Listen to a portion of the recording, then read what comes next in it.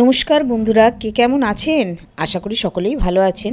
মা লক্ষ্মী পুজো আজকে পৌষ পার্বণে আমাদের বাড়িতে মা লক্ষ্মী পুজো হয়। নতুন ধান ঘটিতে ভরে দিলাম, হরিতকি, পয়সা, সিঁদুর কৌটো, কড়ি, মায়ের যাবতীয় জিনিস দিয়ে দিলাম।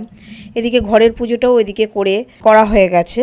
আর এপাশে আবার মা লক্ষ্মীকে সাজাবো বলে মা লক্ষ্মীকে চানও করানো হয়ে গেছে। নতুন কাপড় পরিয়ে দিয়েছি দেখো। তারপরে আস্তে আস্তে মা লক্ষ্মীকে সাজাবো, তার আগে এদিকে জোগাড়গুলো করে নিলাম। জোগাড় বলতে দেখো, নতুন ধানের চিড়ে চাই, গোবিন্দভোগ চিড়ে দিয়েছি। তারপরে যত রকমের তিলের খাজা, তারপরে তিলের নাড়ু, সন্দেশ, মিষ্টি, দই, তারপরে মোয়া, যত রকমের জিনিস সব কিছুই দিয়েছি। তারপরে আমি আস্তে আস্তে ফল কাটতে বসে গেলাম। ফল কাটতে বসলাম, ওইদিকে মাসি নারকেল কোড়াচ্ছে, কারণ নবান্ন তৈরি হবে।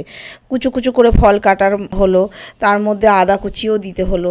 সব রকমের ফল, দুধ, বেদানা, নারকোল, তারপরে উপর থেকে গোবিন্দভোগ চালের গুঁড়ি দিয়ে এই নবান্নটা, নতুন গুড়, খেজুরের গুড় দিয়ে এই নবান্নটা তৈরি হয়। এই নবান্নটা আমি মোটামুটি রেডি করে ফেললাম, ওদিকে মা লক্ষ্মীকেও সাজিয়ে ফেললাম। এবার ঠাকুরমশাই আসার জন্য ওয়েট করছি।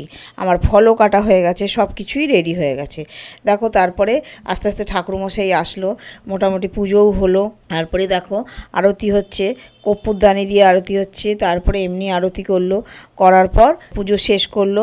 ঠাকুরের যে নাম করে, ঠাকুরের গান করে পুজো শেষ করলো। পুজো শেষ করে তারপরে দেখো আস্তে আস্তে আমরা একটু সরে গেলাম। তারপরে প্রসাদ নিয়ে আমি ছেলেকে দিলাম, সব বাড়িতে প্রসাদ দিলাম। এই করেই দিনটা কাটলো। বিকেলের পর্ব পিঠে পুলি। কেমন লাগলো ভিডিওটা কমেন্ট করে জানাতে ভুলবে না। টাটা।